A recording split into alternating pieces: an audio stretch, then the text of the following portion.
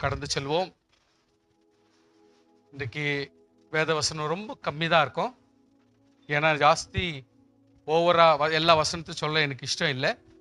அதனுடைய கருத்துக்களை மாத்திரம் இம்பார்ட்டன்ட் பேசுறதுக்கு உங்களோடு நான் ஆசைப்படுறேன். அதாவது ஃபாதர்ஸ் என்ற சப்ஜெக்ட் எடுக்கும் பொழுது ஒரு ஃபாதர்ன்ற ஜெனரல் டேர்ம்ஸ் ஆல்ரெடி நான் பேசிட்டேன். பட் ஸ்பிரிச்சுவல் ஃபாதர்ன்றது தான் நமக்கு வேண்டிய சப்ஜெக்ட்.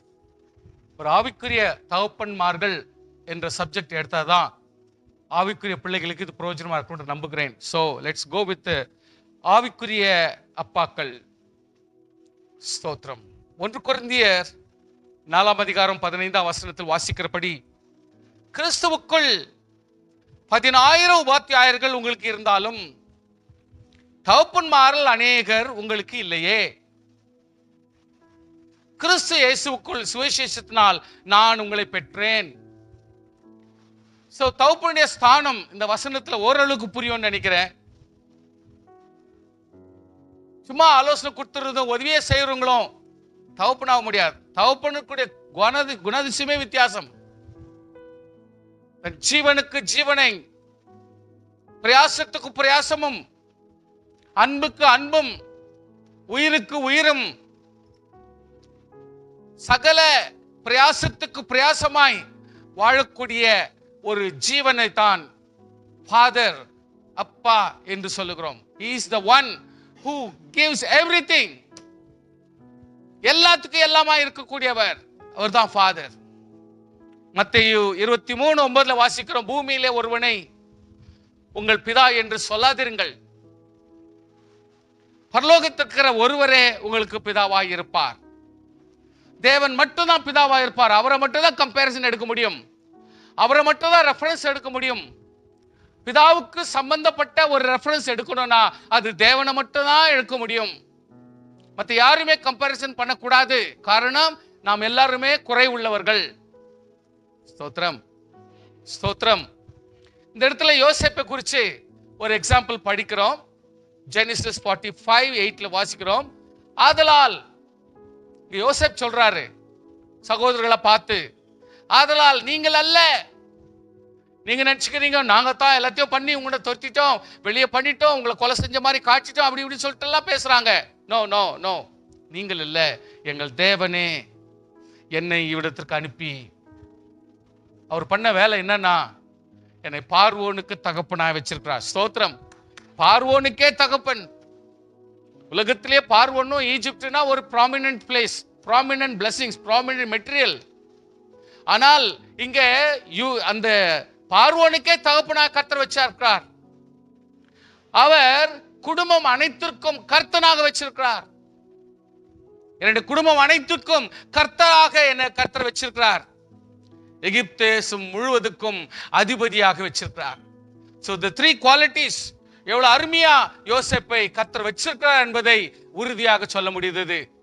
சுவாசியே, நீ ஒரு மகனாக இருக்கலாம், மகளாக இருக்கலாம், ஃபாதர் ஸ்தானத்துல நீ செயல்பட முடியும். ஸ்தோத்திரம் பண்ணீங்க. கொஞ்சம் புரிஞ்சுங்க, வசனத்தை கொஞ்சம் நல்லா புரிஞ்சுங்க. ஃபாதரா இருக்கிறவங்க மட்டும் தான் ஃபாதரா இருன்னு சொன்னா அவருக்கு சூழ்நிலை எப்படி செட் ஆகுமோ அப்படிதான் ஃபாதரா இருக்க முடியும். எல்லா சூழ்நிலைக்கும் அவரால் ஆக்ட் பண்ண முடியாது. நம்முடைய எல்லாருடைய கோஆபரேஷன் இருந்தா மட்டும்தான் செயல்பட முடியும். அதே நேரத்தில் அந்த யாக்கோபு செயல்பட முடியாமல் போனாலும், பிள்ளைகள் செயல்படாமல் போனாலும், ஆண்டவராகிய கர்த்தருடைய சித்தத்தின்படி இன்று யோசேப்பை கொண்டு தகப்பனாக கர்த்தர் வைக்கிறார். குடும்பத்தை பராமரிக்கிறவர்களாக வைக்கிறார். எகிப்து தேசம் முழுவதற்கும் ஆதரவாய் கர்த்தர் வைக்கிறார். தலை சிறந்த பார்வோன் என்று சொன்னால் அவனுக்கே தகப்பனாக கர்த்தர் வைக்க முடியும். அது நீயாய் ஒருவேளை இருக்கலாமே. கர்த்தரை ஸ்தோத்திரம் பண்ணுங்க. ஹல்லேலூயா. நீ தகப்பனாக மாறு. அந்த குடும்பத்துக்கு ஆதரவாளனாய் நீ மாறு. அந்த குடும்பத்துக்கு நீ உதவியாளனாய் மாறு. கர்த்தர் உன்னை கொண்டு செயல்படுத்த முடியும். யோசேப்பாகிய கர்த்தர் உன்னை ஆசீர்வாதமாய் வைக்க முடியும். அவர் இல்ல, அவர் இங்க தான், இவ்வளவுதான், அவ்வளவுதான் குற்றப்படுத்துறதை விட, யாக்கோபு அதாவது யோசேப்பா இருக்கிற நீ இப்பொழுது தகப்பன் ஸ்தானத்துல வந்து நீ செயல்பட முடியும். கரங்களை உயர்த்தி ஸ்தோத்திரம் பண்ணுங்க பார்க்கலாம். எப்பேற்பட்ட வாலிப பிள்ளையா இருந்தாலும் உங்களுக்கு நான் கேட்டுக்கொள்கிறேன், இனி உனக்கு அவ்வளவு சாட்டிஸ்பாக்சன் இல்ல, அவங்க செய்யறது அவ்வளவு திருப்தி இல்லைன்னு சொன்னா நீயே யோசேப்பாய் மாறி இப்பொழுது எல்லாருக்கும் தகப்பனாய் நீ மாறு.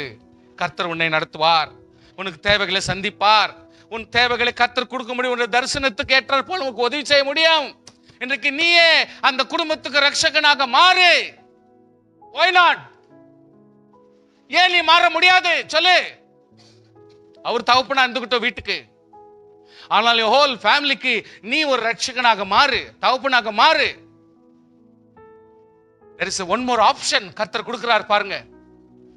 வீட்டுக்கு தகப்பன் யாக்கோபு தான், ஆனால் நீ யாக்கோபா அவருக்கு வாய்ப்பு இல்லை, ஆனால் நீ தகப்பனாக வாய்ப்பு உண்டு, ரட்சகனா இருக்க வாய்ப்பு உண்டு, தேவனா இருக்க வாய்ப்பு உண்டு. ஆனப்படினால் இந்த மை சேவியர்ல யாராவது இப்படிப்பட்ட சூழ்நிலை காணப்படுவீர்கள், அசமாதானத்தோடு எங்கள் குடும்பத்தில் நடக்கிற இந்த லீடர்ஷிப், தாய் தகப்பனுடைய லீடர்ஷிப் சமாதானம் இல்லை நீ ஃபீல் பண்ணுவீங்களா, அதை வாயை பொத்திக்கின்னு சைலண்டா அடங்கி தரிசனத்தை நிறைவேற்றி கர்த்தர் உன்னை கொண்டு அந்த குடும்பத்தை ஆசீர்வதிப்பார், அந்த சந்ததியை ஆசீர்வதிப்பார். அதுக்கு வேண்டிய முயற்சிகளை நீ செய்யலாம். கர்த்தர் பெரியவர். அல்லேலூயா. நீங்கள் சீக்கிரமாய் என் தகப்பனிடத்திலே போய் தேவன் என் எகிப்து தேசம் முழுக்க அதிபதியா வைத்தார் என்று சொல்லுங்கள். இன்ஃபார்ம். நான் பிரேயர் பண்றேன், ஆண்டவரே என் தகப்பனே நான் பிரேயர் பண்றேன், கர்த்தர் என்னை பலப்படுத்தட்டும், நான் குடும்பத்துக்கு ரட்சகனாக மாறும்படி நான் ஜெபிக்கிறேன். உங்க அப்பா கிட்ட சொல்லிப்பார். அவர் வானடா நீ என்ன இல்லாத நீ பிச்சைக்கார பையன் இவ்வளவுதான் இருக்கணும் அப்படின்னு சொல்ல மாட்டார். முன்னேறுன்னு எந்த அப்பாவது சொல்வார் முன்னேறு. ஆண்டவர் உன்னை உற்சாகப்படுத்த முடியுமானால் நீ முன்னேறு. உன்னை யார் தடை பண்றவங்க? நெக்ஸ்ட் பாயிண்ட், என்னிடத்தில் வாரும், தாமதிக்க வேண்டாம். உங்க அப்பா கிட்ட சொல்லு, அப்பாவை நம்ம காப்பாத்தி ஆகணும், இவ்வளவு நாள் பட்னியா இருந்தது போதும், இப்பொழுது யாக்கோபே எங்கிட்ட வாரும் அப்படின்னு கூப்பிடு. நெக்ஸ்ட் என்னன்றாரு, உங்களுடைய பிள்ளைகளையும், நீர் மட்டும் இல்ல உங்களுடைய பிள்ளைகளையும் அவர்களுடைய பிள்ளைகளையும் உங்களுடைய ஆடு மாடுகளோடும் உமக்கு உண்டான யாவற்றையும் கோசோன் நாட்டில் இருக்கிறதுலே சூப்பரான இடம், சூப்பரான கிரீனரி இடம், நல்ல வளம் பொறிந்து தண்ணீர் இருக்கக்கூடிய நல்ல இடம்னா கோசோன் நாடு. அந்த கோசோன் நாடு உங்களுக்கு கேட்டு நான் கொடுக்குறேன், அந்த இடத்துல நீங்க தங்கிக்கலாம் அப்படின்ற பர்மிஷன் கொடுக்குறான். சுவாசியே, தகப்பன் ஸ்தானத்தில் முன்னேறணும் ஆசைப்பையா?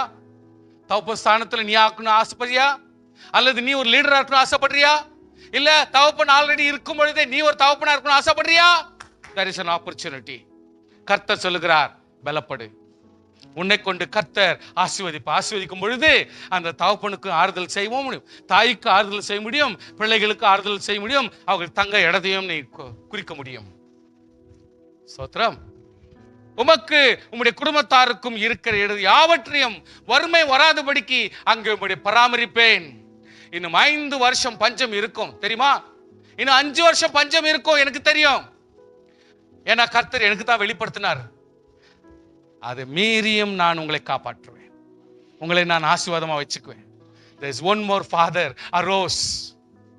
ஒரு தகப்பன் இங்க வீட்டுல முளைச்சி எழும்பிட்டான்.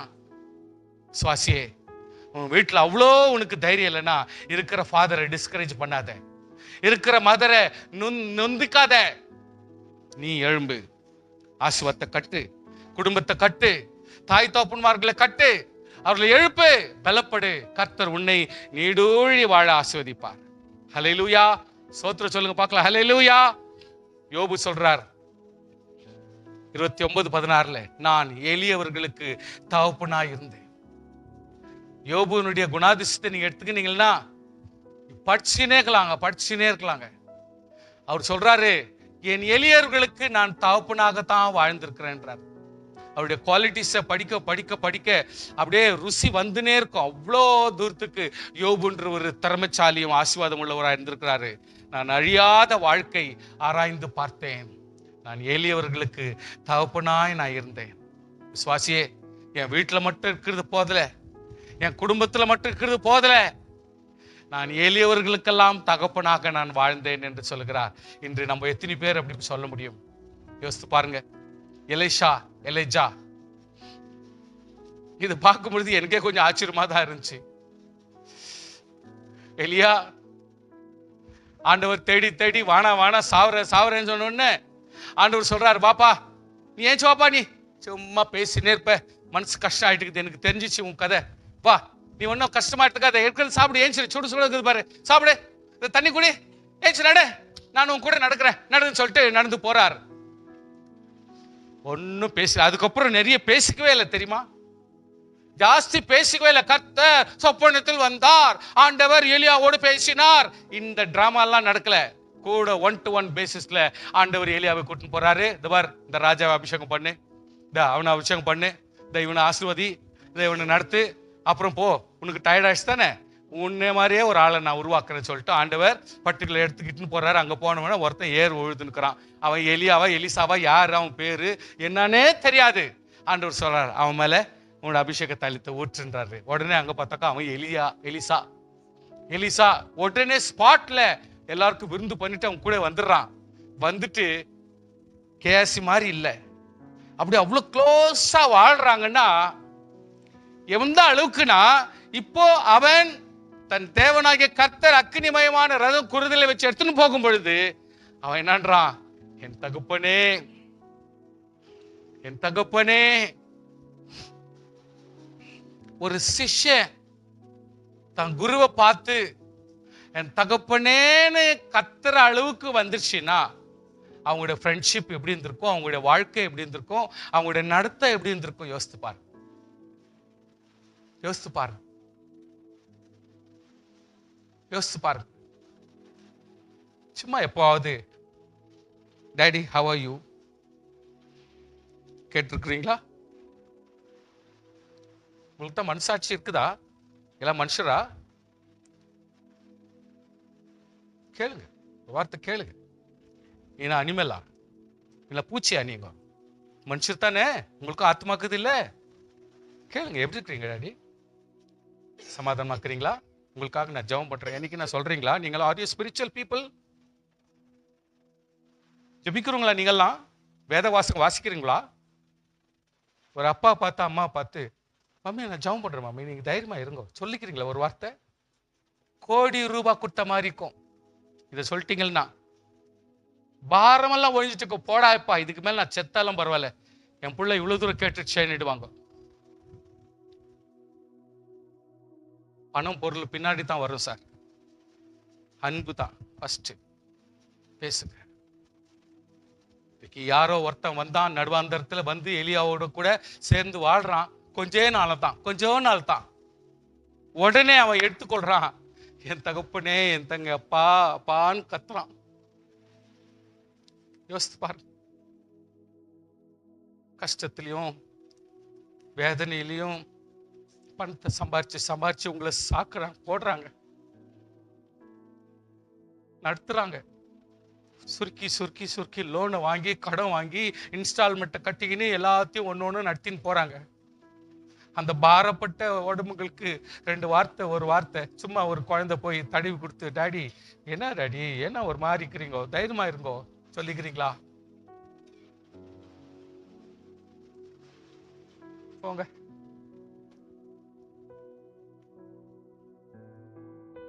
குடும்பம் பாண்டிங் வேணுங்க. எப்பவுமே குடும்பத்துல பாண்டிங் வேணும், நெருக்கம் வேணும். ஏதோ மெஷின் மாதிரி சாப்பிட்டோம் கொண்டோம் தூங்குனியா ஏஞ்சிரு இப்படிப்பா யோ சரி மாதிரி வீடு நடந்தா எப்படி இருக்கும்? கொஞ்சம் அன்பு வேணுங்க, பாண்டிங் வேணுங்க, பாண்டிங் வேணும், தொடுதல் வேண்டும், நேசம் வேண்டும், அன்பு வேண்டும். கொஞ்சம் புரிஞ்சுக்கின்னு தான் செயல்படணும். அப்பா அப்பான்னு கத்துறான். யாரு? எலிசா.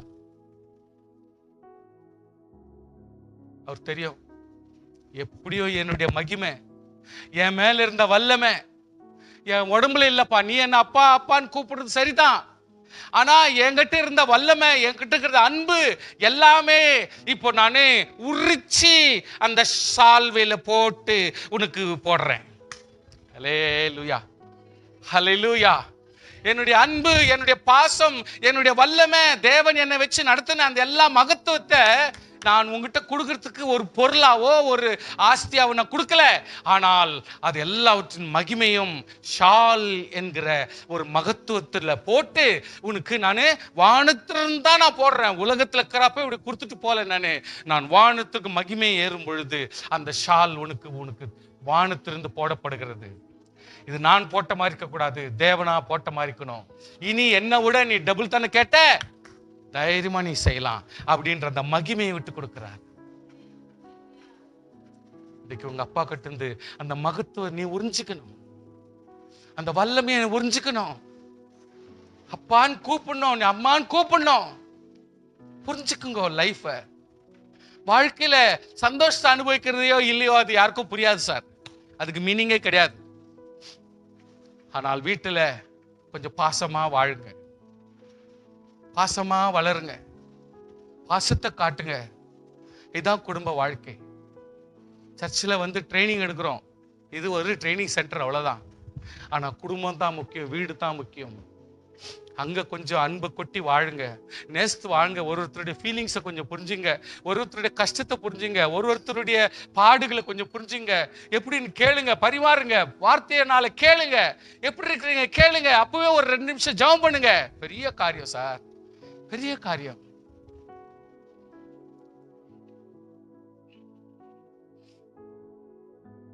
ஒன்று தீமோத்தேயு 5:1 வாசிக்கிறோம், முதிர் வயது உள்ளவனை கடிந்து கொள்ள வேண்டாம். முதிர் வயது உள்ளவர்களை நீங்க கடிந்து கொள்ளக்கூடாது, அவங்களை கோபப்படக்கூடாது. வயதானவர்கள் மேலே நீங்கள் கடிந்து கொள்ள முடியாது. அவனை தகப்பனை போலவும் பாலிய புருஷர சகோதரரை போலவும், வாலிப பிள்ளைங்களை கூட சகோதரரை போலவும், வயதுள்ளவரை தகப்பனை போலவும் பாவிக்க வேண்டும்.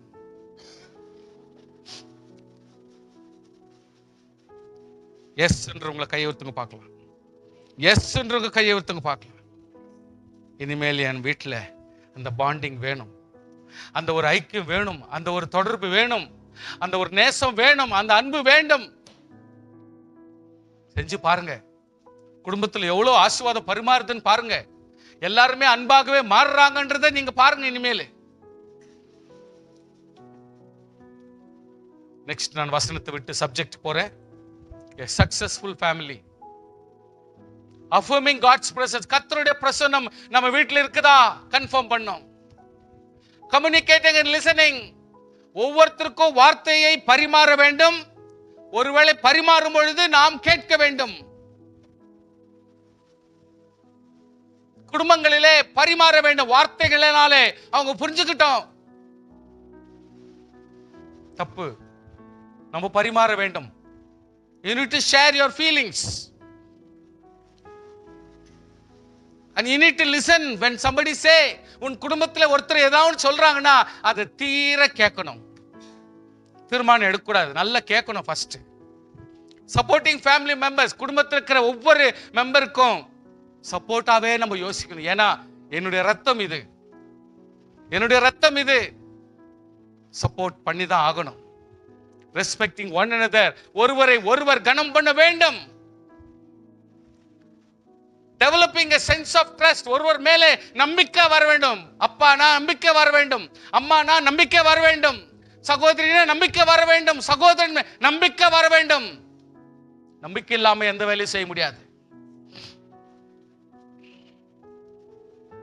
Sharing time and responsibilities, ஒருவருக்கும் கொஞ்சம் நேரம் ஒதுக்கி அவங்களோட சம்பாஷிக்க வேண்டும், கொஞ்ச நேரம் உட்காரணும், அவங்களோட கூட பேசணும், உறவாடணும், கொஞ்சம் டைம் ஸ்பெண்ட் பண்ணணும்.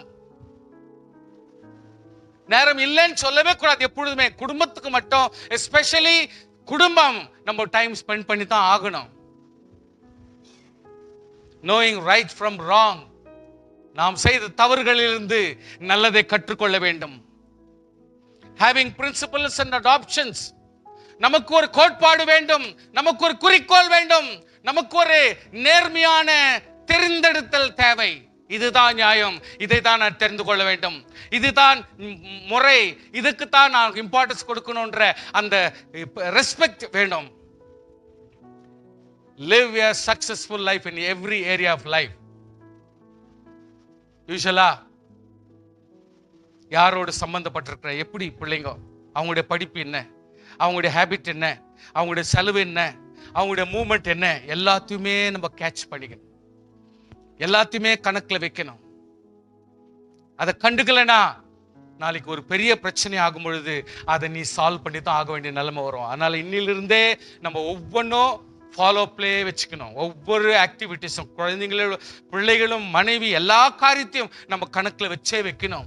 நல்லது கெட்டது ரெண்டாவது, எல்லாத்தையும் கணக்குல வச்சுதான் நம்ம ஒர்க் அவுட் பண்ணி தான் ஆகணும். ஷேரிங் எ ரிலீஜியஸ் கோர். நம்ம யாரு, நம்முடைய விசுவாசம் என்ன, நம்ம தேவன் என்ன சொல்றார், நம்முடைய கோட்பாடு என்ன, நம்முடைய விசுவாசம் என்ன, நம்மளுடைய கொள்கை என்ன, எப்படிப்பட்ட வாழ்க்கை இருக்க வேண்டும், எப்படிப்பட்ட முறை இருக்கணும், எப்படிப்பட்ட வாழ்க்கை தரம் இருக்கணும், அதை விட்டு விலகாதபடி நம்ம மெயின்டைன் பண்ணி தான் ஆகணும். Family that father or mother has to declare. அவங்க தான் திருமணத்தில் கொண்டு வரணும். அதுக்கு எல்லாருமே கோஆபரேஷன் கொடுக்கணும். பர்சனல் பிரேயர் டைம், தனிப்பட்ட ரீதியிலே ஆண்டவர் சபையில் உட்கார்றதுக்கு சின்ன வயசுல சொல்லிக் கொடுங்க. அந்த பசங்க செய்யும். 4 வயசு, 5 வயசு, 6 வயசு, 7 வயசு, 10 வயசுக்குள்ள சொல்லிக் கொடுங்க. அவங்க அதே பழக்கத்துல கொண்டு வருவாங்க. பெரியவங்க ஆணு பிறகு நீ ஜெபம் பண்ணுடா, அப்பதான் அவனுக்கு கல்யாணம் ஆகும். பொண்ணு நீ ஜெபம் பண்ணு, அப்பதான் நல்ல மாப்பிள்ளை கிடைப்பான். அங்க போய் டீச் பண்ண வேண்டிய அவசியம் இல்லை. முதுகு வலிகிற இடத்துல போயிட்டு ஒரு ஜெபம் தனியா பண்ணுன்னு அர்த்தம் இல்லை. சின்ன குழந்தையில இருந்தே பண்ண வைக்கணும், சின்ன வயசுல இருந்தே பண்ண வைக்கணும். அப்பதான் அர்த்தம் உண்டாகும். பிள்ளைங்களுக்கு அருமை தெரியும், நானும் பொறுப்புள்ளவன் தெரியும். ஃபேமிலி பிரேயர் வேண்டும். குடும்பத்துல நம்ம எவ்வளவு பேர் இருக்கிறோமோ அத்தனை பேருடைய ஐக்கியம் ஜபத்துல இருக்கணும். கொஞ்ச நேரமோ எவ்வளவு நேரம் பண்றியோ அது உங்களுடைய தான் தெரியும். ஆனால் டோட்டலி ஃபேமிலி பிரேயர்ன்றது இல்லைன்னா அந்த குடும்பத்துல யாருமே ஒருத்தரை மதிக்க மாட்டாங்க. நீங்க கவனிச்சு பாருங்க. யார் எப்போ ஸ்கிப் பண்றாங்களோ அவங்க நல் மனசாட்சியோடு இல்லைன்னு அர்த்தம். எப்போ ஃபேமிலி பிரேயர்ல ஒருத்தர் கலந்துக்கலையோ அவர் நாடோடியாய் உட்காந்துக்கிறாருன்னு அர்த்தம். He must be a vagabond. நன்ஷேட்ல திரிகிறவராகவும் நன்ஷேட்ல போயின்னு வந்து நிற்கிறவரா இருக்கும். அதனால தான் உங்க கூட சேர மாட்டேன்றாங்க. ஸோ ஃபேமிலி பிரேயர்ல யார் உட்கார்லையோ இதை வச்சு நீ கண்டுபிடிச்சிக்கலாம். You need family prayer. Be an example to family. என் வீட்டில் இருக்கிறவங்களுக்கே சாட்சி வேணும். எனக்கு என் வீட்டில் இருக்கிறவங்களே என்னை குறித்து சாட்சி நல்லதா இருந்தா மட்டும்தான் நான் இன்னொருத்தருக்கு சாட்சியா இருக்க முடியும். But a family is always extremely rewarding. வெளியில யாருன்னா மதிக்கிறாங்களோ இல்லையோ, வீட்டில் இருக்கிறவங்க நம்மளை மதிச்சிருந்தா இம்பார்ட்டன்ட். என் ரிவார்டு கிரெடென்ஷியல், உங்களுடைய மொமெண்டோ எங்க வந்தாலும் ஃபர்ஸ்ட் நம்ம வீட்டில் கொடுத்தா தான் அது நியாயமான முறை. வெளியில எவ்வளவு பேர் கொடுத்தாலும் அதுக்கு ஒரு தகுதி இருக்காது. அவங்களுக்கெல்லாம் ஒன்றும் தெரியல, என்னவோ ஒரு பர்ஸ்பெக்டிவ் பார்த்து செய்வாங்க. ஆனால் குடும்பத்தில் இருக்கிறவங்க மதிக்கணும். Yes, is the best man, is the best girl, இது நல்ல ஒரு பிள்ளை, எங்க அம்மா தான் பெஸ்ட், எங்க அம்மா தான் எங்க அப்பா தான் பெஸ்ட் அப்படின்ற வீட்டில் கொடுக்கணும் certificate. That is very important. கொஞ்சம் புரிஞ்சுங்க. After being refined by God, parent is never easy.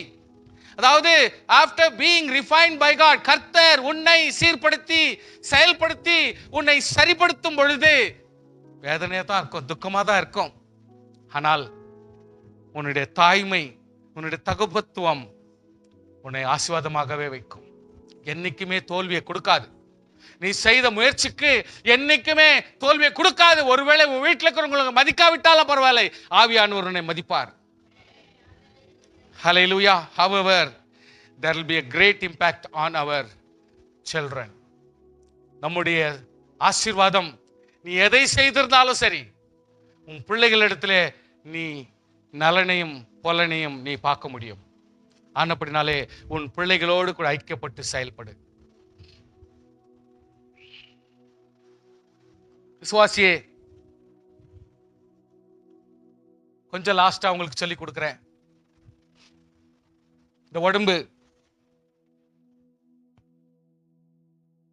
வித்தியாசமான பாகங்கள் இருந்தாலும், சே ஃபார் எக்ஸாம்பிள் இங்க இருக்கிற ஒரு சின்ன ஒரு ஆட்டம், the smallest particle of an element, ஒரு சின்ன பொருள் கண்ணில் பார்க்க முடியாத ஒரு சின்ன பொருளை நீங்க எடுத்தீங்களா, சரீரத்தின் பாகத்தை, the smallest particle இந்த ஒரு பொருள் எடுத்தீங்களா, அது an ஆட்டம்.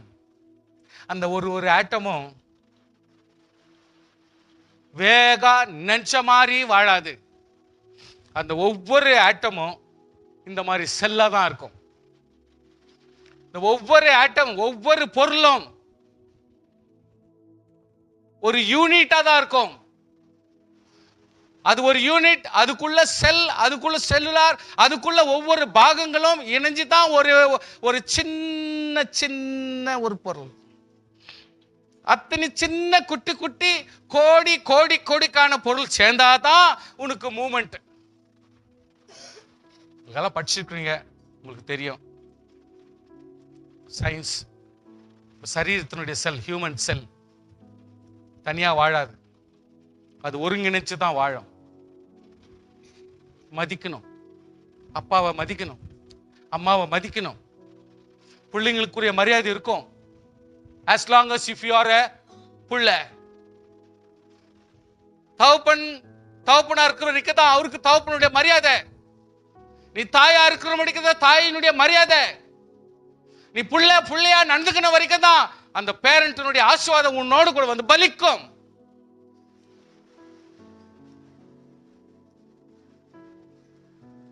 யூனிசெல்லுலார், ஒரே ஒரு யூனிட்டா தான் ட்ரில்லியன் கணக்குல ஒவ்வொரு பொருளும் இயங்கி இன்னைக்கு நம்ம செயல்பட்டு கொண்டிருக்கிறோம். உங்க தனியா இல்லை. ஒவ்வொரு செல்லும் அதுக்கு நியூக்ளியஸ், அதுக்குள்ளதான பொருட்கள், அவங்க அதெல்லாம் ஒன்னா சேர்ந்து அவங்க ஒரு யூனிட், அவங்க ஒரு யூனிட். இது எவ்வளவு பெருசு? Smallest particle of an element. அதாவது சின்ன காரியத்தை நீ பார்க்க முடியுமானால், இதான் சொல்ல முடியுமானால், அந்த ஒரு பொருளை, அந்த ஒரு சின்ன ஆட்டமே இப்படிதான் இருக்கும். சரீரத்தினுடைய செல் அப்படி இருக்குது, தனியா வாழ முடியாது. இது குடும்பங்க அறிஞ்சுக்கணும், இன்னைக்கு சபை அறிஞ்சுக்கணும், தனிப்பட்ட ஒவ்வொருத்தரும் அறியணும்.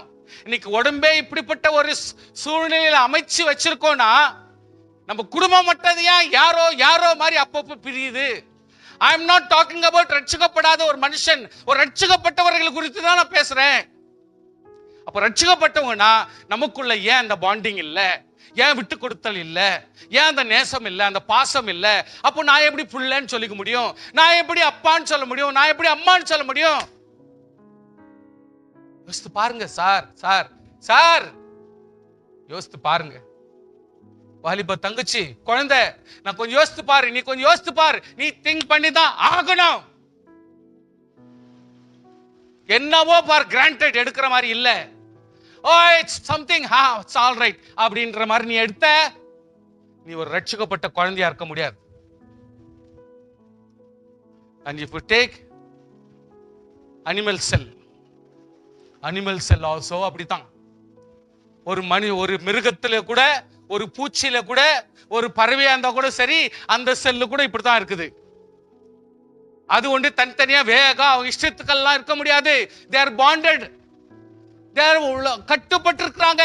நான் என் உள்ள இருக்கிற செல்லுக்கு அடங்கி இருக்கிறேன் என்று அவங்க ஒன்னாத்தான் செயல்படுறாங்க. ஒவ்வொரு சின்ன ஆட்டம் கூட ஒன்னாதான் செயல்படுறாங்க.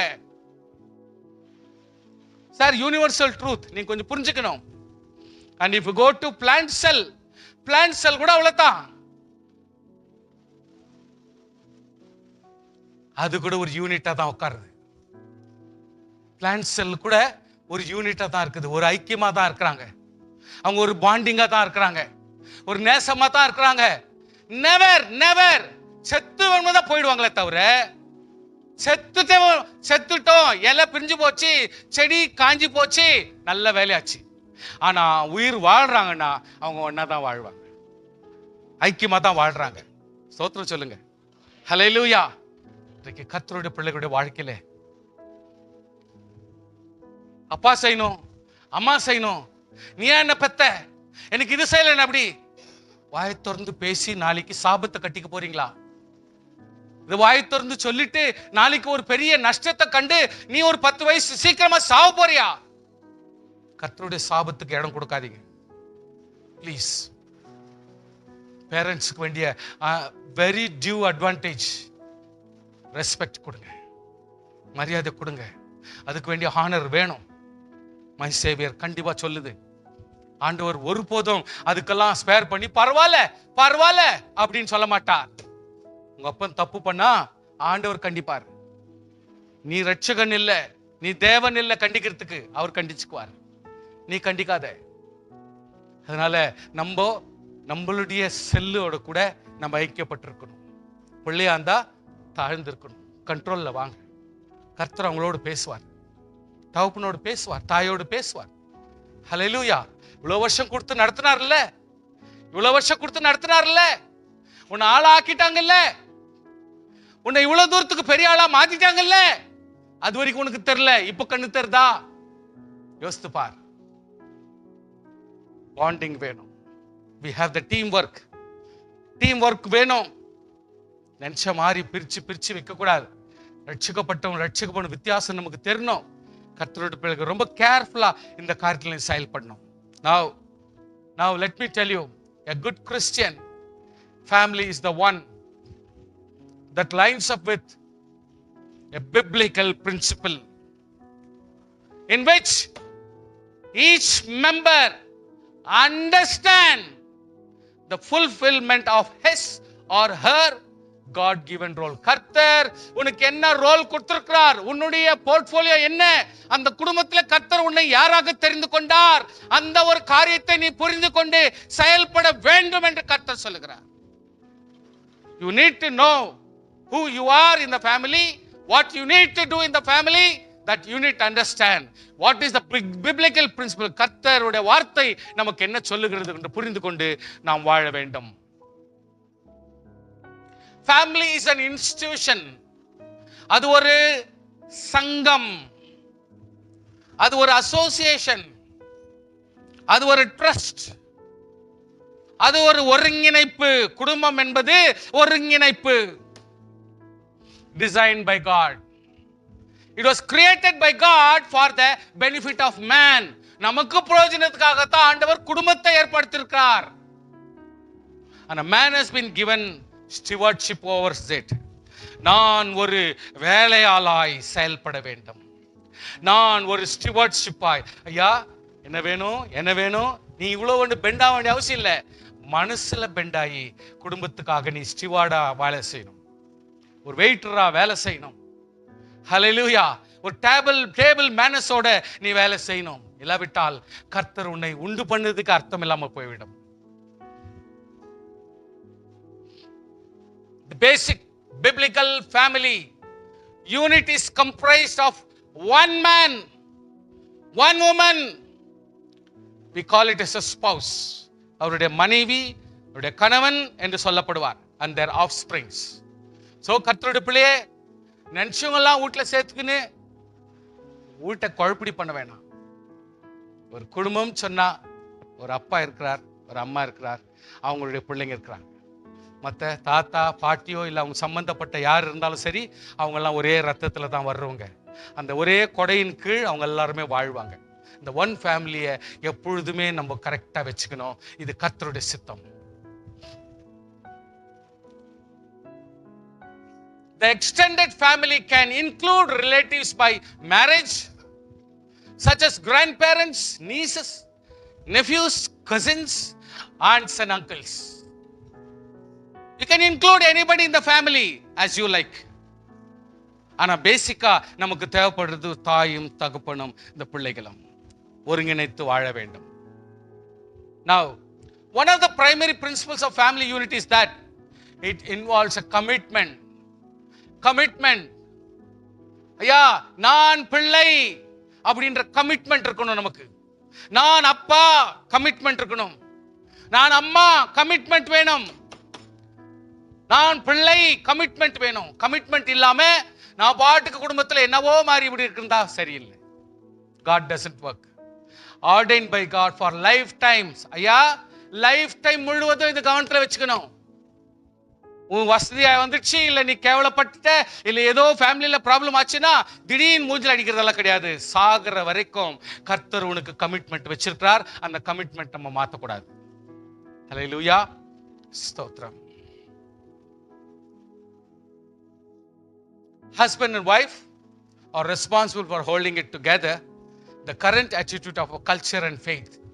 நம்முடைய கல்ச்சர் என்ன, நம்முடைய விசுவாசம் என்ன, நம்முடைய கோட்பாடு என்ன, எப்படிப்பட்ட வாழ்க்கை நமக்கு இருக்கணும், எப்படிப்பட்ட ஜீவியம், எதை வெறுக்கணும், எதை நேசிக்கணும், எப்படிப்பட்ட நடத்தணும்ன்றத அந்த ஹெட் ஆஃப் த டிபார்ட்மெண்ட் தான் தீர்மானம் பண்ணோம். திடீர்னு எழும்பிக்கனூர் வந்து அப்பா அம்மா அவங்கள அப்படியே டார்ச்சர் பண்றது, அந்த விவகாரம்லாம் இங்க நடக்காது. இந்த பொருளாலும் பணத்தாலும் யாரையும் நீ விலை கொடுத்து வாங்கக்கூடாது. தாய் தகப்பன்மார்களுக்கு வேதனை கொடுக்க கூடாது. They must submit. So they only have to decide. அவங்க மட்டும்தான் நம்முடைய கல்ச்சர் என்ன, நம்முடைய கொள்கை என்ன, நம்முடைய கோட்பாடு என்ன, இதை மெயின்டைன் பண்றதுக்கு அவங்க சொல்லி கொடுப்பாங்க. அதுக்கு நம்ம கீழ்பட்டு இருக்கணும். The first requirement for the members of the Christian family is that all be Christians. கிறிஸ்தவ சம்பிரதாயம் நம்ம குடும்பங்களை மெயின்டைன் பண்ணும். Having a true relationship, அன்பினாலும் தேவ தயவினாலும் ஆவியினாலும் என் சகோதரி, என் தகப்பன், என் தாய், அந்த மரியாதையை காப்பாற்று. ரிலேஷன்ஷிப் விட்டு கொடுக்க கூடாது. எங்க அப்பா, எங்க அம்மா, என் தங்கச்சி, என் தம்பி, என் அண்ணன், வைராக்கியம் வேணும். அல்லேலூயா. அந்த ரிலேஷன்ஷிப் இருக்கணும்ன்றார் ஆண்டவர். அது இருக்கணும். கர்த்தருடைய பிள்ளைகள் ரொம்ப கவனமா இருக்கணும் அதுல விஷயத்துல. The husband is required to love his wife as Christ loved the church. சபையை ஆண்டவர் நேசித்தது போல கணவன் மனைவியை எல்லா விதத்திலையும் நேசித்தான் ஆகணும். Number 2, and a wife should respect her husband and willingly submit to his leadership of the family. எப்படி இருந்தாலும் சரி அந்த கணவனுடைய வார்த்தைகளுக்கு கீழ்ப்பட்டு தான் நடக்க வேண்டும். ஏன்னா உலகத்துல ஃபர்ஸ்ட் ஆண்டவர் ஆதாம தான் சிருஷ்டித்தார். புரிஞ்சுக்குங்க. ஆதாம மட்டும்தான் இருந்தான். அவன் ஒண்டியா இந்த மாதிரி இருக்கிறது நல்லது இல்லைன்றார் ஆண்டவர். சோத்திரம் பண்ணுங்க. அதனால இன்றைக்கு ஒரு வைஃபின் வந்தா கீழ்பட்டிருக்கணுமா, கீழ்ப்படியணுமா, நாங்கெல்லாம் கேவலமா இருக்கணும், அதை சொல்லல. நீங்க எல்லாமே ஈக்குவல் தான். ஆனா அவனிலிருந்து நீ வந்ததுனால உனக்கு அதே மேன்மையும் அதே மரியாதையும் கர்த்தர் கொடுத்திருக்கிறார். வேத வசனத்துல இன்றைக்கு கவர்மெண்ட்ல ப்ரிஃபரன்ஸ் கொடுக்கிற மாதிரி கவனிச்சு பாருங்க. ஆண்டவர் எங்கேயாவது மனைவி ஒரு ஸ்டெப் டவுன்ல தான் இருக்கணும், கீழ்த்தரமா தான் இருக்கணும், வேலைக்காரியா தான் இருக்கணும், நீ இப்படிதான் இருக்கணும் கர்த்தர் சொல்லவே இல்லையே. பைபிள படிங்க. ஆண்டவர் சொல்லல. நீங்களா உங்களை டிகிரேட் பண்ணிக்கிறீங்க, நீங்களா உங்களை தாழ்த்துக்கிறீங்க, நீங்களா யாரோ கேவலப்படுத்தின மாதிரி நினைக்கிறீங்க. தப்பு. அது வீட்டுல 1000 பிரச்சனைக்கும் பேசிதான் தீர்த்துக்கணும். அந்த டைம்ல உங்களுக்கு தான் அழுவு தெரியும், நீங்க அழுவுறீங்க. அவங்க அழுவுறது இல்ல. அவங்க போய் தனியா அழுகுறாங்க. தனியா போய் பாத்ரூம்ல அழுகுறாங்களோ, இல்ல ஃபேக்டரியில இருக்கிற பாத்ரூம்ல அழுகுறாங்களோ, இல்ல ஏன்னா காலேஜினுடைய பாத்ரூம்ல அழுகுறாங்களோ யாருக்கு தெரியும்? உங்க எதிரில் அழுகுற உங்களது அழ மட்டும் தான் வெளியே தெரியும். இதை வச்சு சீன் போட வேண்டாம். ஆண்டவர் 2 பேரும் ஈக்குவலா வச்சிருக்கிறார். ஒருத்தரையும் கர்த்தர் கீழ்த்தரமா வைக்கவே இல்லை. இவங்க மேன்மையும் இவங்க தாழ்ந்து இருக்கணும் கர்த்தர் சொல்லவே இல்லை. வசனத்துல எப்பவுமே நீங்க கூட்டாதீங்க. ஆண்டவர் எப்பொழுதுமே 2 பேரையும் கனப்படுத்துகிறார். என்னன்னா கொஞ்சம் அப்படி அட்ஜஸ்ட் பண்ணி போனா தான் வாழ்க்கை நடக்கும். அவரும் புருஷனா இருக்க முடியும், அவர் தகப்பனா இருக்க முடியும்ன்றதுக்காக கர்த்தர் சொல்றாரு.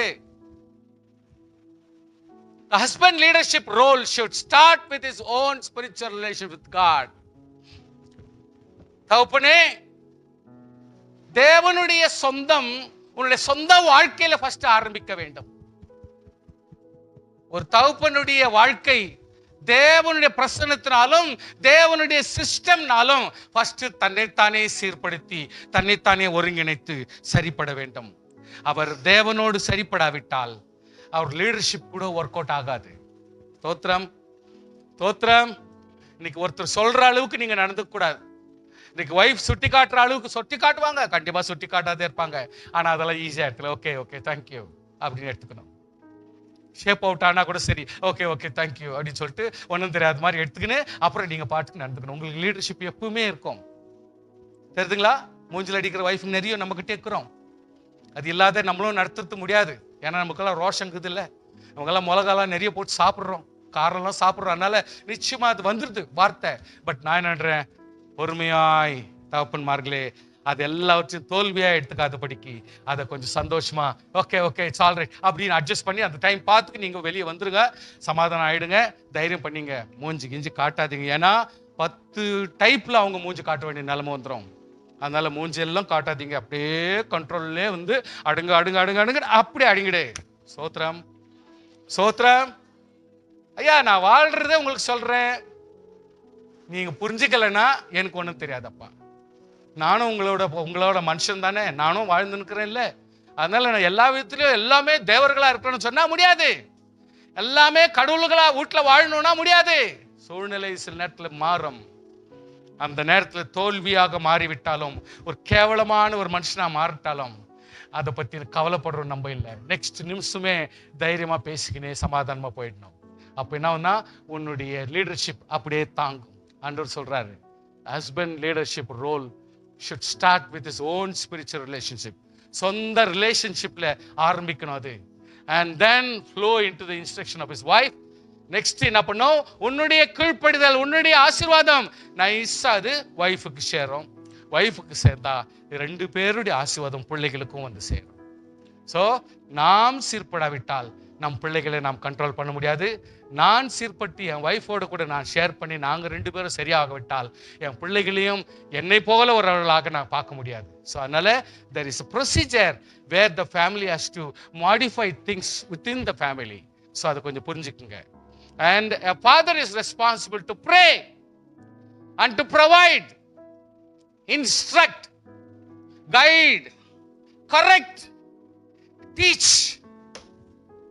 Now ஒவ்வொரு திருமணத்துக்கு ரெடி ஆகிற ஒரு பிள்ளைகள் நீங்க ஃபுல்லா கத்துக்கினீங்களோ இல்லையோ தெரியல, ஆனால் பிரேயர் பண்ண கத்துக்குங்கோ, மற்றவங்களுக்கு உதவியா இருக்க கத்துக்குங்கோ, கஷ்டப்பட்டு பிரயாசப்பட்டு சம்பாதிச்சு உதவி செய்ய முடியாது கற்றுக்கொள்ளுங்க, புத்தி சொல்றதுக்கு கத்துக்குங்க, கைட் பண்ணுங்க, கரெக்ட் பண்ணுங்க, டீச் பண்ணுங்க. இது எல்லாவற்றையும் கத்துக்கலன்னா நம்ம ஒரு தனி மனுஷனாய் வாழ்க்கை ஸ்டார்ட் பண்றது ரொம்ப கஷ்டம்.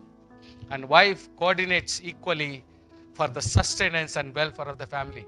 வெறும் அப்பா கண்ட்ரோல் பண்றாரு, கேட்டுங்கடா அப்படின்னு நைஸா நீ வார்த்தை போட்டுட்டு நீ பாட்டுக்கு எஸ்கேப் ஆகுறதெல்லாம் ஆகாது. சொல்றாங்கன்னா அப்பா சொல்றாரு கேட்டுக்கப்பா அப்படின்னு சப்போர்ட் கொடுக்குற ஆளாக்கணும். கேலி பண்ற ஆளா நீ இருந்துட்டேன்னு வச்சுக்கோ, இன்னைக்கு பிள்ளைகளும் நீங்களும் ஒன்னா இருந்து அப்பாவை ஒன்னிலா தள்ள வேண்டிய செலவு வரும். தப்பு, அது போல பண்ணாதீங்கோ. நாளைக்கு உங்களோட பழக மாட்டாங்க, அவங்க உங்களோட கூட உறவா இருக்க முடியாது, அதனால தான் ஒதுங்கிடுவாங்க. அதனால நீங்க யாரா இருந்தாலும் சரி, father is responsible for all this responsibilities. At the same time wife வந்து கோஆர்டினேட்ஸ். வைஃப் வந்து கோஆர்டினேட்ஸ், அவங்க கூடவே செயல்படணும். ஸ்தோத்திரம், ஹல்லேலூயா. பேரலலாவே செயல்படணும். எப்பவுமே ஹஸ்பண்ட் அண்ட் வைஃப் பேரலலாவே செயல்படணும். செயல்படல நீங்க 2 பேரையும் ஒண்ணு இல்லாத கவுத்துருவாங்க பிள்ளைங்க. அதனால நீங்க 2 பேருமே கேர்ஃபுல்லா ஒரே சப்ஜெக்ட்ல ஒரே பாயிண்ட்ல நீங்க புரிஞ்சுக்கின்னு அதை வாழ்றதோ டீச் பண்றதோ சரி பண்றதோ கரெக்டா அதுல அண்டர்ஸ்டாண்டிங்ல இருக்கணும். புருஷன் மனைவி விட்டு கொடுக்க கூடாது, மனைவி புருஷனை விட்டு கூடாது. நீங்க தனியா வேணும்போது பேசி டிஸ்கஸ் பண்ணிக்கலாம், ஆனா கேர்ஃபுல்லா நீங்க பேரலலா தான் மூவ் பண்ணி ஆகணும். Now a woman was given to man for purpose of being her husband's helper and to bear children. அதாவது உதவியா இருக்கும்படி கர்த்தர் பெண்மணியை கர்த்தர் ஏற்படுத்தினார். அப்போ உதவியா இருக்கணும்னா எந்தெந்த வகையிலெல்லாம் நம்மளாம் உதவியா இருக்க முடியும் அப்படின்றத நீங்க கொஞ்சம் திங்க் பண்ணுங்க. வேத புத்தகத்திலையும் படிங்க, கர்த்தர் நிச்சயமா உங்களுக்கு உதவி செய்வார். Now the husband and wife in a Christian marriage are to remain faithful in one another to the lifetime. கடைசி பரியந்தமும் your attention please. கடைசி பரியந்தமும் நீ உன் ஹஸ்பண்டும் ஒரே அண்டர்ஸ்டாண்டிங்ல நீங்க இருக்கணும், ஒரே புரிந்து கொள்ளுதல் இருக்கணும், ஒரே அன்பில் இருக்கணும், ஒரே ஐக்கியத்தில் இருக்கணும். நீங்க 2 பேரும் என்னைக்குமே லைஃப் டைம்ல பிரிஞ்ச பேச்சு, பிரிஞ்ச பார்வை, பிரிஞ்ச செயல் இருக்கக்கூடாது. ஸ்தோத்திரம் சொல்லுங்க பார்க்கலாம். ஹல்லேலூயா, ஹல்லேலூயா. God declares equality of worth. God declares equality of worth. ஒரு ஆசீர்வாதம் ஒன்று இருந்தா ஈக்குவாலிட்டி இருக்குது. ஒரு டேபிள்ல உட்கார்றீங்க, சாப்பிடுறீங்க, ஈக்குவாலிட்டி இருக்குது. அந்த பிள்ளைக்கு இருக்குதா, இந்த அப்பாவுக்கு இருக்குதா, அம்மாக்கு இருக்குதா, இந்த குழந்தைங்களுக்கெல்லாம் இருக்குதா? என்ன செஞ்சாங்களோ அந்த சாப்பாடு அப்படியே பரிமாறப்படும். ஆமென், ஹல்லேலூயா. இதே மாதிரிதான் அன்பு இருந்துச்சுன்னா, குடும்பத்துல பாசம் இருந்துச்சுன்னா, டெஃபினட்டா ஒரு சொத்துன்னு இருந்தா அதுல கூட ஈக்குவல் ஆசீர்வாதம் தேவன் ஒருபோது கைவிட மாட்டார். ஹல்லேலூயா. பத்தாம போச்சுன்னா நீங்க ஆண்டவர்கிட்ட கேளுங்க, கர்த்தர் உங்களுக்கு கூட்டி கொடுப்பார். வீட்டுல ரப்பிங் வச்சுக்காதீங்க. கர்த்தர் உங்களை நிச்சயமா ஆசீர்வதிப்பார். கர்த்தருடைய எந்த ஆசீர்வாதம் இருந்தாலும் அது ஆசீர்வாதத்தை ஷேர் பண்ணி கொடுக்க வேண்டும். In that men and women are created in God's image. கர்த்தருடைய உருவத்தை கர்த்தர் கொடுத்திருக்கிறார், கர்த்தருடைய சுபாவத்தை கொடுத்திருக்கிறார், கர்த்தருடைய சுவாசத்தை கொடுத்திருக்கிறார். டிஸ்கிரிமினேட் பண்ணாதே, வித்தியாசப்படுத்தாதே, பெரியவன் சின்னவன் என்று பண்ணாதே. இவன் நல்லவன், புத்தி உள்ளவன், நீ பழிச்சுக்குவே, நீ சம்பாரிச்சுக்குவே, அது ஒண்ணு இல்ல, அது குச்சின் கிடக்குது, அது கொடுத்துடலாம். இந்த விவகாரம் நடக்காது. கர்த்தருடைய பிள்ளைகளே, ரொம்ப கவனமா செயல்படுங்க, நியாயத்தை கொண்டு வாங்க. கர்த்தர் உங்களை ஆசீர்வதிப்பார். ஹல்லேலூயா. Husband and wife are equal in status and each has different role to play in a Christian marriage. எல்லாம் ஒரே மாதிரி பண்ணக்கூடாது. அவர் ஒருத்தர் போய் சம்பாதிக்கிறாருன்னு சொன்னா அவருக்கு இருக்கிற வேலை அவருக்கு, ஆனா மனைவிக்கு அதே மாதிரி வேலை கிடையாது. அடுப்பு ஊதுற வேலை இருக்கலாம், அல்லது துணி கசுக்கிற வேலை இருக்கலாம், பல விதமான வித்தியாசங்கள் இருக்கலாம். அதே நேரத்தில் பிள்ளைகளும் அதுல ஷேர் பண்ணிக்கின்னு தங்களுடைய கான்ட்ரிபியூஷன் கொடுக்கணும், தம்முடைய வேலைகளையும் கான்ட்ரிபியூஷன்ல எடுக்கணும். அப்போ என்ன ஆகும்னா குடும்பம் என்கிறது மீனிங் கிடைக்கும். ஸ்தோத்திரம், ஹல்லேலூயா. குடும்பம் என்று சொல்லி ஒரு அம்பரல்லா மேல எல்லாருக்குமே ஈக்குவலா இல்லைன்னா அந்த அம்மாவே செஞ்சு செஞ்சு சீக்கிரமா நோயாளி ஆயிடும், சீக்கிரமா செத்துரும். இல்ல ஒரு தாழ்ந்த அப்பாவா இருந்தா அவர் பாட்டுக்கு வேலை செஞ்சு செஞ்சு செஞ்சு அவர் சீக்கிரமாவே மனம் நொந்து போயிடுவார், சக்தி இல்லாம போயிடும். கர்த்தருடைய பிள்ளைகள் ரொம்ப கேர்ஃபுல்லா அவங்க ரோல்ல கொஞ்சம் கரெக்டா இருக்கணும். புது புது சத்தியத்தை நீங்க கத்துக்காதீங்க, நியாயமான சத்தியத்தை மட்டும் நீங்க தெரிஞ்சுங்க. Father and mother are directly subject to challenges, the activities like handling difficult situation. வீட்டில் நடக்கிற பொல்லாத காரியங்கள், போராட்டங்கள், ஆர்குமெண்ட்ஸ், இதெல்லாம் நடக்கும் பொழுது கொஞ்சம் நீங்க பொறுமையா இதெல்லாம் அனுசரிச்சு அது எல்லாத்தையும் பங்கு கொண்டு ஒருத்தருக்கு ஒருத்தர் ஆறுதல் படுத்தி தைரியப்படுத்துவாங்க. ஹல்லேலூயா. சோ இதெல்லாம் தைரியப்படுத்துங்க. ஃபேமிலி வேல்யூஸ் நமக்கு விட்டு கொடுக்க கூடாது.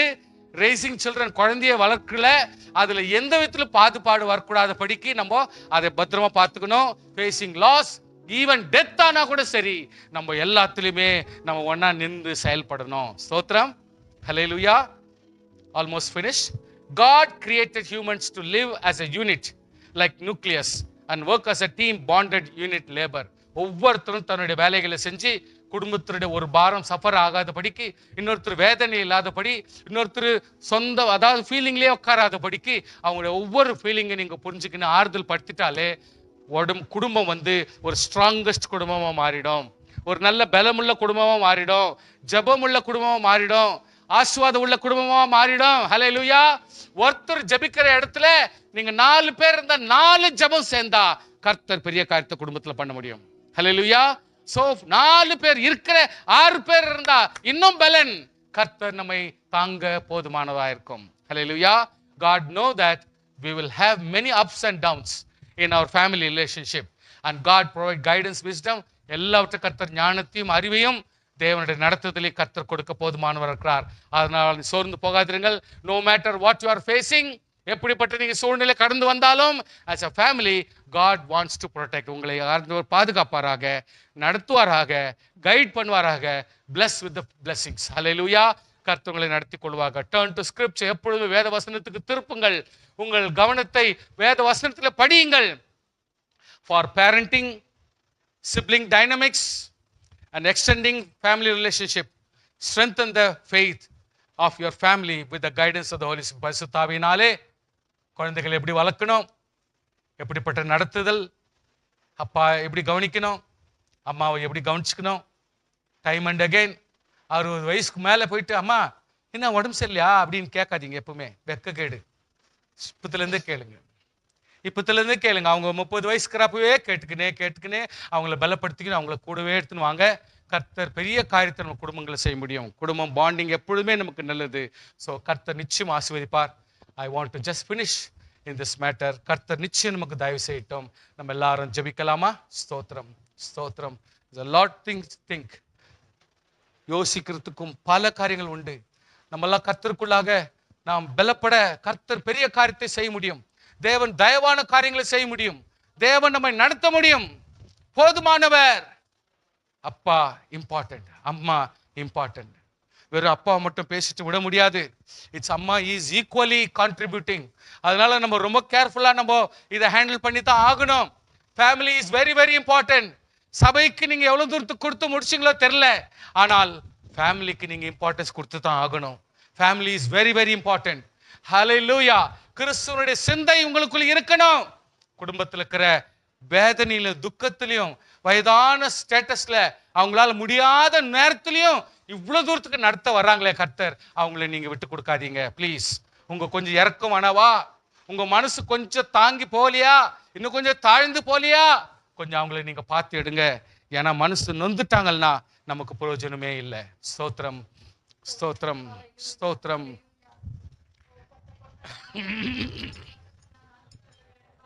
ஸ்தோத்திரம்.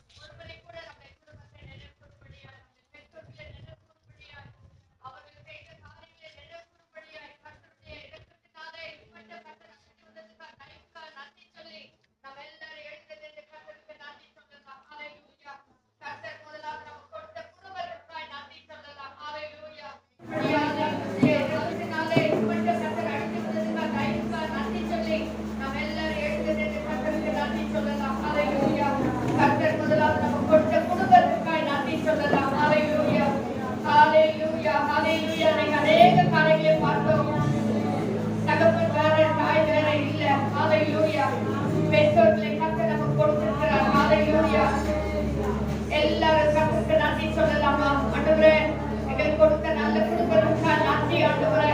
பெற்றோர்களுக்காக நன்றி ஆண்டவரே. ஸ்தோத்திரம்.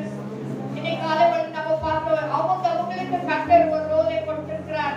அவங்க குடும்பத்துல என்னவா இருக்கணும் கர்த்தர் விரும்பி ஒவ்வொருத்தரும் அந்த பிராணத்துல வச்சிருக்கார். ஹல்லேலூயா. இன்னைக்கு நம்ம பார்த்தோம், அதை நினைத்து என் குடும்பத்துல என்னை கர்த்தர் எப்படி வச்சிருக்கார். ஹல்லேலூயா.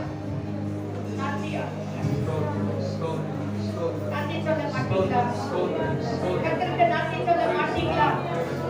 உங்க பெற்றோருக்கு நன்றி சொல்ல மாட்டீங்களா? அவங்க உங்களுக்கு செய்த காரியங்களுக்காக கர்த்தருக்கு நன்றி சொல்ல மாட்டீங்களா? எத்தனை பாடு, எத்தனை உபத்திரம், எத்தனை துக்கம், எத்தனை வேதனை, நேரத்துல சாப்பிட முடியாத, சில நேரத்துல சாப்பாடு இல்லாத சூழ்நிலை, சில நேரத்துல விரும்பினதை சாப்பிட முடியல, சில நேரத்துல விரும்பின துணியை போட முடியல. அப்பேற்பட்ட சூழ்நிலை கூட உங்களை வளர்த்து ஆளாக்கி இவ்வளவு தூரத்துக்கு இன்னைக்கு உங்களை உணர்ந்து வேண்டி அழகு பார்க்கறாங்களே, அந்த பெற்றோருக்கு நன்றி சொல்ல மாட்டீங்களா பிள்ளைகளே? ஹல்லேலூயா, ஹல்லேலூயா, ஹல்லேலூயா. நன்றி ஆண்டவரே, நன்றி ஆண்டவரே, நன்றி அப்பா. கர்த்தர் இந்த கிருபைக்கு நன்றி ஆண்டவரே. ஓ ஸ்தோத்திரம், ஹல்லேலூயா. யோசேப்பு ஒரு காலத்துல தள்ளப்பட்டவன், ஒருவனுக்கு உதவாதவன், கடைசி பிள்ளை, நீ எதுக்குமே லாய்க்கில்லை என்ற நிலைமைக்கு இருந்தாலும் கடைசியில அந்த யோசேப்பை கொண்டு கர்த்தர் எவ்வளவு பெரிய மகத்தான காரியத்தை செய்தார். அருமையான கர்த்தருடைய பிள்ளையே, உன்னை கொண்டு கர்த்தர் செய்வார், உன்னை கொண்டு கர்த்தர் செய்வார். உன் கையின் பிரயாசத்தை கர்த்தர் வாய்க்க பண்ணுவார். இன்னைக்கு நீ ஒண்ணே இல்லதா, ஆனா நீ கர்த்தருக்கு உண்மையா இருந்துப்பார், கர்த்தருக்கு கீழ்ப்படிந்திருப்பார், கர்த்தருடைய பார்வைக்கு பாவத்துக்கு இடம் கொடுக்காம கர்த்தருக்கு கர்த்தத்தை நிறைவேற்றுகிற ஒரு பிள்ளையாக இருந்துப்பார். உன்னை கொண்டு கர்த்தர் குடும்பத்தை உயர்த்துவார், உன்னை கொண்டு குடும்பத்தை ஆசீர்வதிப்பார். கடைசி நாட்களில கூட உன்னை கொண்டு உன் பெற்றோர்களுக்கு ஒரு பெரிய ஆசீர்வாதத்தை வைப்பார். ஹல்லேலூயா, ஹல்லேலூயா, ஹல்லேலூயா. நன்றி ராஜா. இங்க இருக்கிற தகப்பன்மார்களே, சோர்ந்து போயிடாதீங்க.